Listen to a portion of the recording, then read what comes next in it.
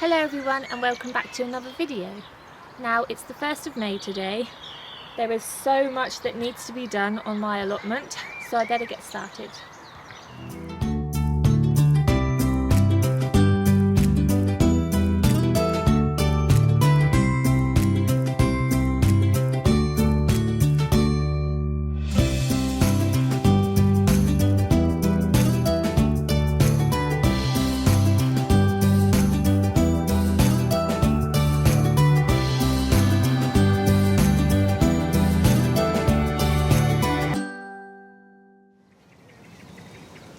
It was my birthday on the 28th of April. I turned 25 years old, but one of my gifts was this rose bush. It was from my sister, her partner and my baby nephew, and is actually called Katie's rose. And the flowers are a dark purple colour, so they match my shed beautifully. But I really love it. Now, I didn't actually have original plans to have a rose bush in this patch, so I've had to change them slightly. Now I am a little bit undecided because in my last video I talked about my problem with slugs, and quite a few of you commented about having a little pond so that the frogs could deal with the slugs. Now there are two choices for me. I either have this area as a wildflower patch with it just jam-packed with flowers, or I have a little pond in this area. I do quite like that idea, actually. I'm quite tempted by it, just because I could have a small pond and still have flowers there. I could still have a grapevine going up that side, and I could still put my rose bush and a climbing rose on this side. So I need to think about it for a little bit longer, so I won't do anything yet, but I'm still going to have my roses this side no matter what I choose. So back to the roses now. I'm still going to have the climbing rose, and I've chosen one called Penny Lane. It's a creamy white flower. So that's going to be climbing up the side and onto the roof. Now I actually chose the Penny Lane variety just because I'm a big fan of the Beatles, and also because my surname's Lane, so I thought it was quite fitting. So that will go nearer the back, and then I thought that this rose could go roughly about there, so that there's still enough room for the climbing rose to spread out, because this rose will grow to about 90 centimetres, so it won't take up too much room and it won't sort of bother the climbing rose too much. And of course the cream rose will go really nice with the purple rose, so they look really nice together. So what I'm going to do is I'm going to get that rose bush in today, so I'll just dig a hole for that.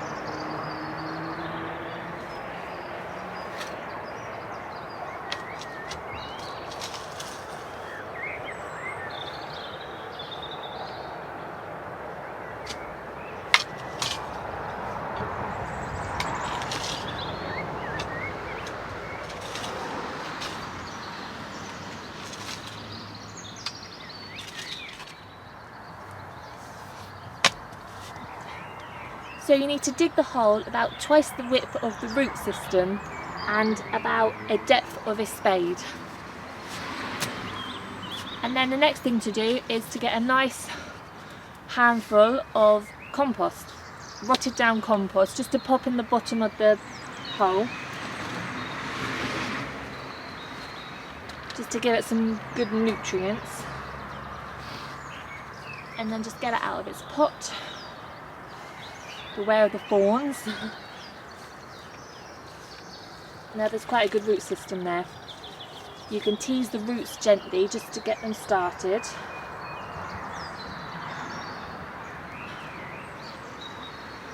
Just ever so gently. And just pop it in the hole. Now the next thing to do is to get a bamboo cane and lay it across the hole. Now that's a bit too deep. If you plant it too deep, you could risk rose dieback. So what I'm going to do is I'm just going to fill it in again, just a little bit.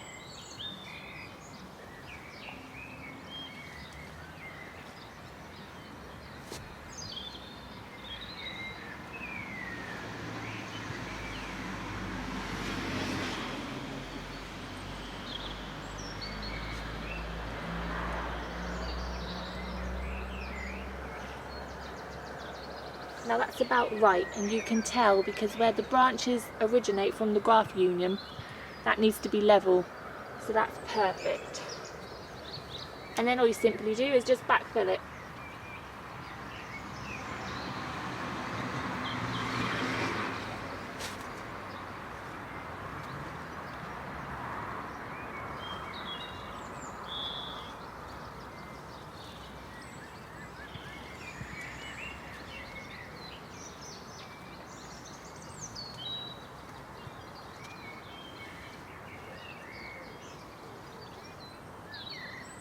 Just give it a little push down.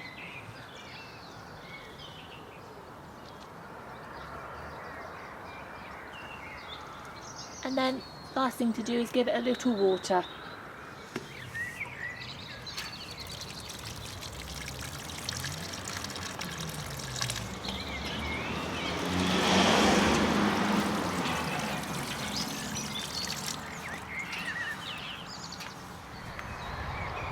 Now these are the peas that I put in at about the end of February. I put these ones in.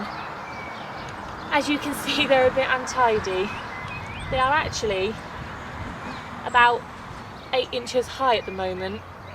Now this variety is called Juice Provence.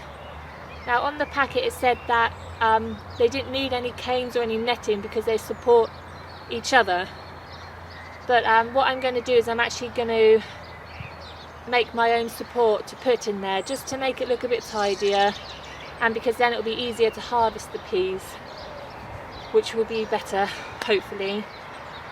Now I put this next double row in about a month and a half after the first double row, and as you can see they've come up. They're about 2 inches high now, but we had a bit of a problem with these ones. There are a few holes where mice have decided to dig them up and eat them, but there are quite a few left. They've only taken about a maximum of 10, and what I did is I planted some extra again in the centre, so what I'll do is I'll move them over to fill up the gaps, but I'm not too bothered because there's still loads there. There's still plenty to feed us, but the peas are going really well. So what I'm going to do today is I'm going to put some supports in for the older ones. My dad actually helped me make these supports, so I'll show you all what they look like and I'll put them in as well. So my dad came up with a very clever idea for the pea supports. Now I was going to use pea sticks from Hazel, but I decided against it. I wanted something that would last a lot longer, where I could just bundle it up and store it away for the winter. So my dad came up with this. Now we've got 3 wooden stakes here, and basically what he's done is he's drilled 3 holes, one at the bottom, one in the middle, and then one at the top. And then what we're going to do is put the stakes in the centre of the peas there. So there'll be one here, one in the middle and one at the front. And then the idea is to put bamboo and slot them through the holes. And then we will drape some netting over the whole structure and peg it down in the middle so it's nice and secure so it doesn't flap around. And then the peas can just climb up it. So it's basically that simple. Just wooden stakes, bamboo and netting, and you've got yourself a pea support. Now these have been treated, so they will hopefully last many years to come, and they're going to be easy to store away because they're all bundled together and I can just put them in my shed once the pea season's over. So I'll have to get them in now.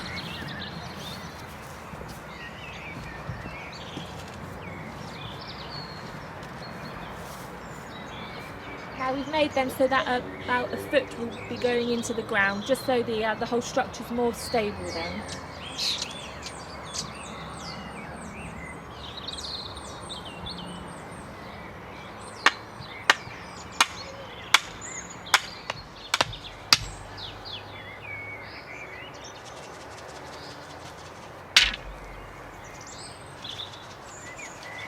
So they're all hammered in. Now they are about a foot in the ground, which makes them nice and stable. And also I've left about a 3-inch gap between the ground and the bottom hole there, just because the peas are already quite big, so they won't have any problem climbing up the frame. So the next stage is to slot the bamboo through the holes.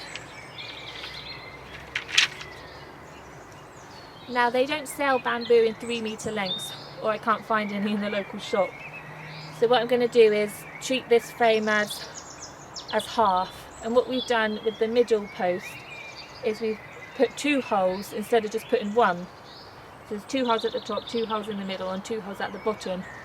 And that way we can treat it as half. So then one bamboo will go from the back into the top hole, and then another bit of bamboo will go from the front into the bottom hole. It's nice and neat then. So we'll slot the bamboo through and see how it looks.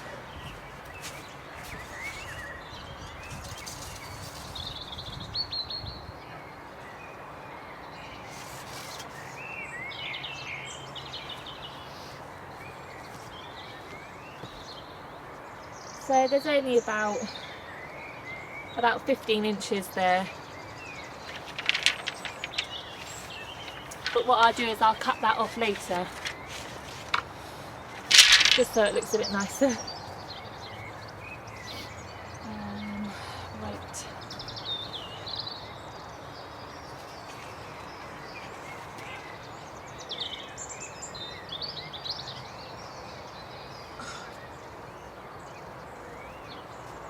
Like that. So what I do is I do the same with the other 3 holes, and then I'll pop the net on.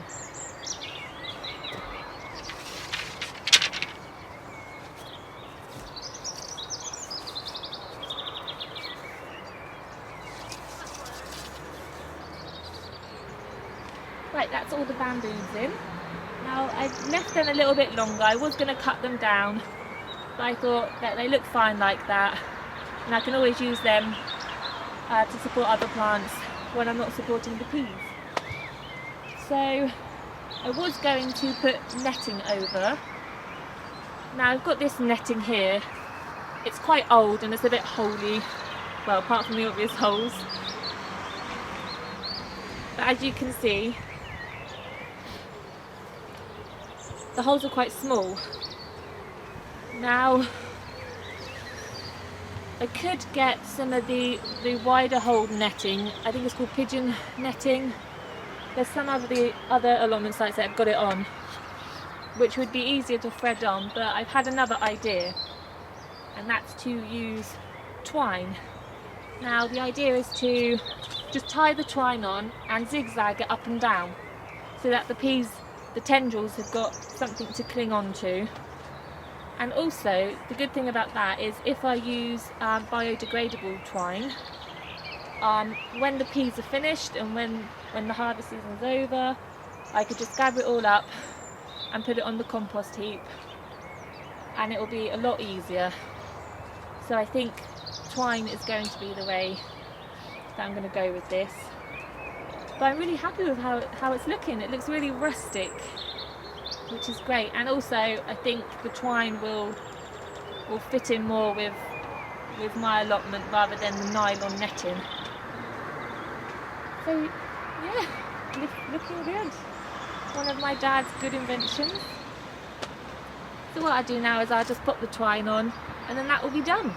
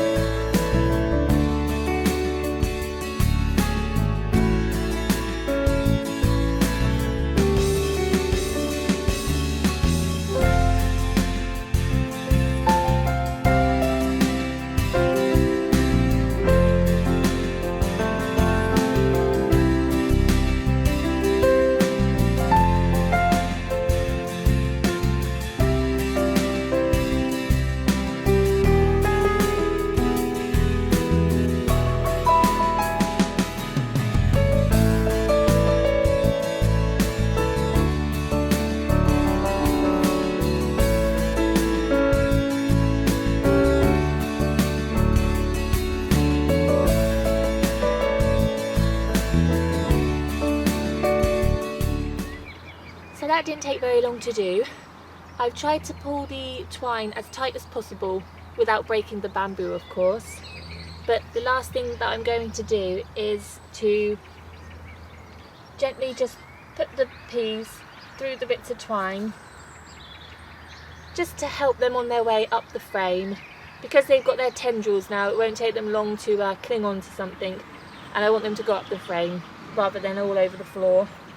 So I'm just going to help them on their way, and then that's that job done.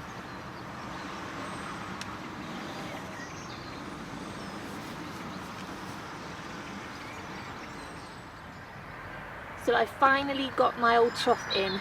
I levelled the ground last weekend, and I found some cut up railway sleepers in a skip, so I just put them underneath just to raise it above the ground a little bit.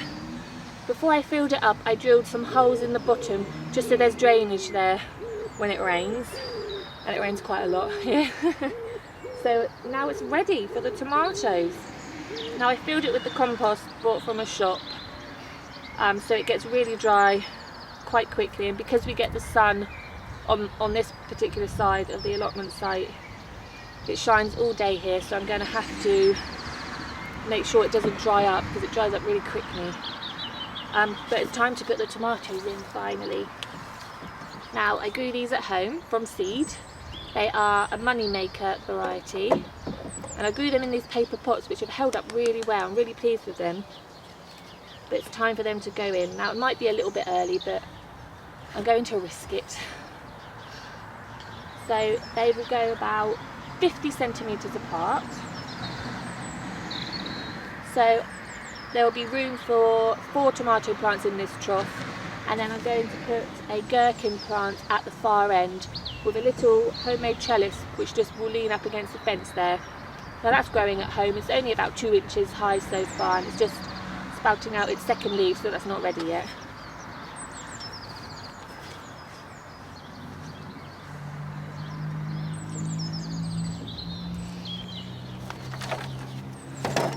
So I get these in. Now the best thing about these paper pots is that you can plant them straight into the ground because they're just degradable. Now what I'm going to do, because this compost is so dry, I'm going to dig the hole ready for it, and then I'm going to fill the hole with water just to make the compost wet around it for the roots.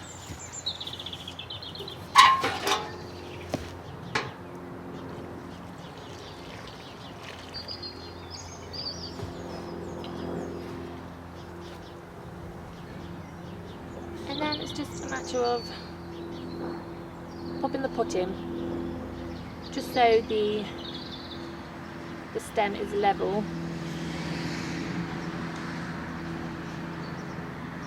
and then give it a little gentle push. Now there's just 4 more to do, 3 more to do, sorry.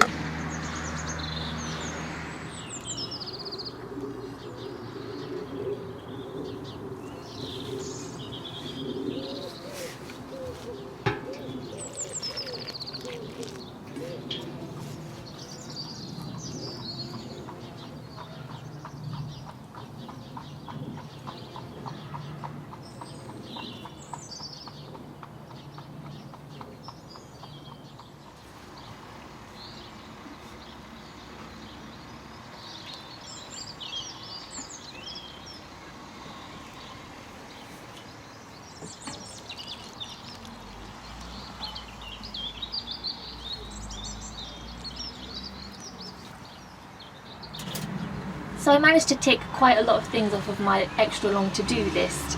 The main thing that I'm really happy that I got done is the supports for the peas, because they desperately needed them. I left it a little bit too late. They were very large, very tall, and they really needed the supports, but I'm really happy with the supports that I made, well, my dad made. It looks really rustic, so it fits in with my allotment really well, and it does the job as well, so it's perfect. The tomatoes are in. It's a bit of a risk, but I thought if we are forecast for a frost, then I can always just run up the allotment and put a cloche over them. So hopefully they'll be happy there. They were a little bit pot bound, so hopefully they can thrive now. The other thing is the roses, which I'm really happy about. Hopefully they don't need much maintenance. I haven't really read up on roses yet, and I know that they need a lot of pruning, so I'm going to have to read up on that when winter comes along, but that's a long time yet. We've got all summer yet to look forward to. The flower patch, I actually need to have a good think about whether I want a wildlife pond or just to dedicate it to flowers. I haven't yet decided yet. Because my allotment's so small, there isn't much room for flowers, so it was going to be nice to have that little patch for flowers, but now the more I think about it, a wildlife pond does sound really nice, and I can always have flowers around it, so I need to have a really good think about that. Because also the frogs would help with the slug problem, which I haven't yet done anything about. I'm leaving it really late again, but I'm definitely going to try the beer traps, which quite a few people have mentioned. It sounds really good. But apart from that, everything's growing really well. The strawberries are flowering like crazy. They have so many flowers on them. They are actually a year old. They produced a lot of strawberries for us last year, and I've heard that they produce better after they've given you a harvest. So hopefully we get double the amount of strawberries this year, which would be really nice. I do love strawberries. The broad beans are going tremendously. They are about up to my hip now actually, and the amount of flowers on them is amazing. The bees are loving it. They're buzzing around it all the time. And I've actually noticed the other day that there's a small cluster of 3 tiny baby broad beans, which I keep checking on them every day. I can't believe it. It seems a little bit too early, but the weather has been really good and it has been really mild down south. I think the lowest it's got to is about 3. So, which might explain why there's so many flowers on the broad beans, but I'm not complaining. Hopefully it means lots of broad beans very, very soon. The other thing that's thriving are the potatoes. Now I put the first 3 rows of international kidney potatoes in back in March, and they've grown quite tall now. I've had to earth them up twice, but I think I'm not going to earth them up again. There's not enough room there to earth them up. There's not enough dirt to lift up, but they're fine and they're going really well. They haven't flowered yet, but hopefully in a month or so I'll have some nice tasty Jersey Royal potatoes for dinner, which I'm really looking forward to. I mean, this is my first year, so it's just really nice to see everything flourishing and everything growing. It's really exciting. I just can't wait for summer. The fruit bushes actually are showing signs of life as well. They've got some little berries on them, especially the blackcurrant bushes and the gooseberry bushes. They've got some little clusters on them. So there will be lots of jam this year, fingers crossed. But apart from that, everything's going really, really well. Everything's growing really well. I haven't had too much of a problem with the slugs yet, apart from the mice which dug up some of my peas. It's been really good, and the deer haven't troubled me either because I've got my fence up. So everything's going really well. Now there is still a lot more to do. The next thing which I will be making a video about is putting up my hazel archway, because I have the hazel now. I got that locally from the New Forest, so that's all ready, that's rearing to go. So yes, the next video will be the hazel archway, and I'll be showing you all how to put that up as best as I possibly can. I'm not an expert, but I know how I want the final thing to look. I'm hoping it's not going to be too hard. So that's what the next video will be about. Now, that's it for this one. I hope you all enjoyed it. I've got a lot of digging to do. The brassica bed needs sorting out, and I need to get rid of the Swiss chard, unfortunately, so I better get on with the digging. So thank you for watching, and I'll see you all next time.